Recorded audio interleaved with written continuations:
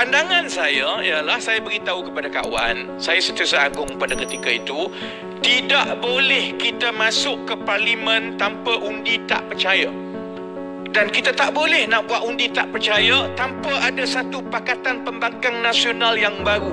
Maka kita pun ambil jalan, kita akan susun dan kita pulangkan keputusan itu kepada Kak Wan, Presiden Parti dan juga Ketua Pembangkang.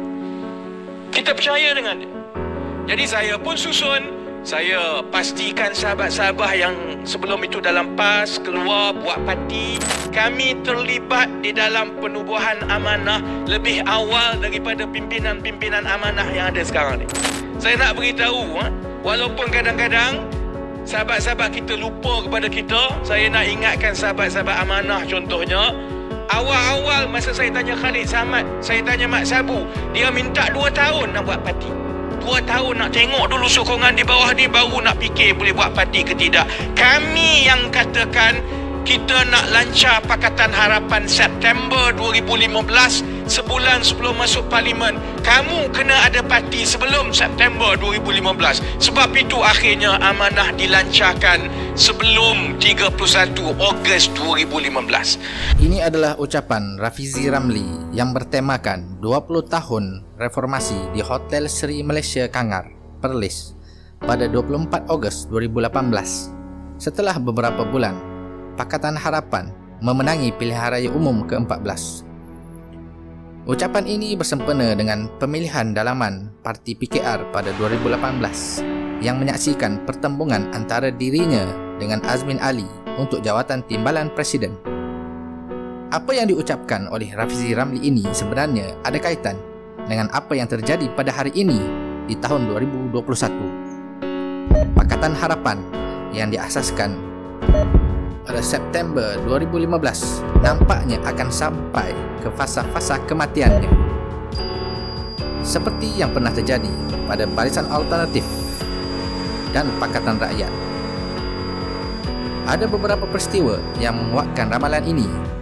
Terbaru, beberapa ahli Dewan Undangan Negeri dari Parti Amanah Negara meninggalkan parti berkenaan untuk menyertai Parti Keadilan. Yang menjadi pelik adalah parti yang mereka sertai, iaitu PKR, juga adalah rakan dalam Pakatan Harapan. Jadi, apa yang menjadi panas pada hari ini? Bukankah mereka sama-sama berada dalam Pakatan Harapan? Itulah yang menjadi bukti kepada dakwaan dan ramalan bagi pengakhiran Pakatan Harapan tadi. Kalau dilihat daripada sejarah, sudah biasa fenomena tukar parti atau lompat parti yang terjadi di dalam sesama rakan pakatan. Dahulu dalam Barisan Alternatif ada namanya Haji Anwar Tahir, bekas Setiausaha Agung Keadilan yang pertama yang berpindah ke Parti Islam Malaysia PAS. Ada pula Sa'ari Sungip atau panggilannya Abu Urwah, bekas tahanan ISA dan bekas calon pilihan raya umum keadilan di Hulu Langat dan juga di daerah terpencil di Pahang pada 1999 dan 2004. Akhirnya berpindah ke Parti Islam Malaysia PAS. Ada juga bekas ahli Parlimen UMNO yang juga bekas orang kuat Anwar Ibrahim, Yang Berhormat Kamaruddin Jaafar, berpindah ke PAS. Dan kemudian menjelang perpecahan Pakatan Rakyat, beliau berpindah ke PKR. Jadi apakah beza antara perpindahan dahulu dan perpindahan pada hari ini? Bezanya adalah pada mekanisme yang terjadi perpindahan itu. Nama-nama yang disebut berpindah ketika di zaman Barisan Alternatif dan Pakatan Rakyat tadi. Lompat parti disebabkan strategi politik. Sedangkan yang terjadi pada hari ini iaitu perpindahan 3 adun amanah di Johor dan sebelum ini 1 orang adun Selangor ke PKR adalah kerana tidak berpuas hati. Apa yang mereka tidak puas hati sehingga terjadinya perpindahan ini? Jawapannya sudah pasti. Kerana sikap pemimpin parti mereka sendiri yang sudah tidak jelas siapa kawan dan siapa lawan. Jadi apa kaitan ucapan Rafizi Ramli dengan semua yang terjadi pada hari ini? Kita imbas kembali. Rafizi Ramli adalah bekas tokoh PKR yang kini meninggalkan perjuangan politik dan memilih jalan korporat. Beliau merupakan orang penting dalam penubuhan Pakatan Harapan. Pakatan Harapan yang terbentuk secara rasmi pada 22 September 2015 adalah hasil paksaan Rafizi Ramli dan beberapa pimpinan PKR terhadap pimpinan PAS yang tersingkir dalam pemilihan Muktamar 2015, atau dalam istilah mereka, Kumpulan Gerakan Harapan Baru GHB. Menurut Rafizi, pada asalnya GHB yang kini adalah Parti Amanah Negara tidak yakin dan ragu-ragu untuk menubuhkan parti baru. Namun di atas desakan Rafizi Ramli, akhirnya Amanah ditubuhkan pada 16 September 2015. Kenapa Amanah ditubuhkan?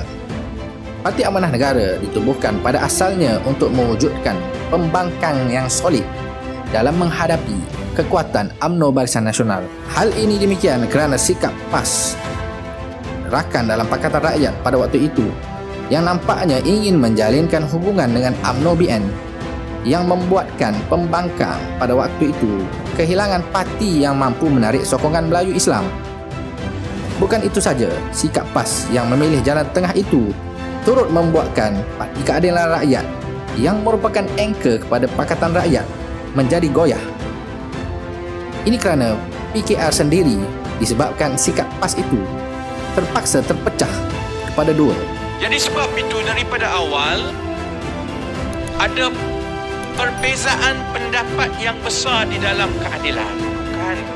Ini adalah lanjutan daripada perbezaan pendapat yang telah bermula seawal 2015 apabila Datuk Seri Anwar dimasukkan penjara lagi. Perbezaan pendapat itu terbelah kepada dua bahagian.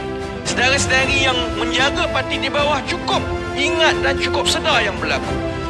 Antara kumpulan yang masih menaruh harapan kepada PAS dan kumpulan yang ingin meneruskan pergerakan ke hadapan membina sebuah pakatan pembangkang yang solid dengan agenda reformasi, bukan agenda yang keluk-kelek dan tidak jelas antara kawan dan lawan. Senario yang sama terjadi pada hari ini. Pakatan Harapan bukan baru hari ini mengenal siapa itu Tun Mahathir dan percaturannya dalam Parti Pejuang dan juga Bersatu. Runtuhnya kerajaan Pakatan Harapan dan terjadinya pengkhianatan langkah Sheraton bermula dari dirinya yang meletak jawatan tertinggi negara tanpa rundingan dan exit plan bersama rakan-rakan pemimpin Pakatan Harapan yang lain. Seharusnya Pakatan Harapan kini terus bergerak ke hadapan, dan kini sikap Amanah yang tidak ubah seperti sikap PAS pada 2015 yang lalu, iaitu keluk-kelek dan tidak jelas siapa kawan dan lawan, mengundang episod yang sama. Walaupun begitu, timbul sebuah persoalan baru di sini. Jika dahulu Parti Keadilan Rakyat bergerak ke hadapan, meninggalkan PAS dan memilih Parti Amanah sebagai parti yang akan menarik undi Melayu Islam, adakah untuk langkah seterusnya menghadapi pilihan raya umum ke-15, Parti Keadilan Rakyat sebagai tunjang reformasi memerlukan sebuah parti politik Melayu Islam yang baru, yang bersih dari anasir-anasir lama dan jujur dalam bersama-sama membina pakatan pembangkang yang solid dan meneruskan misi islah dan tajdid dalam negara kita. Sama-sama kita lihat perkembangan seterusnya.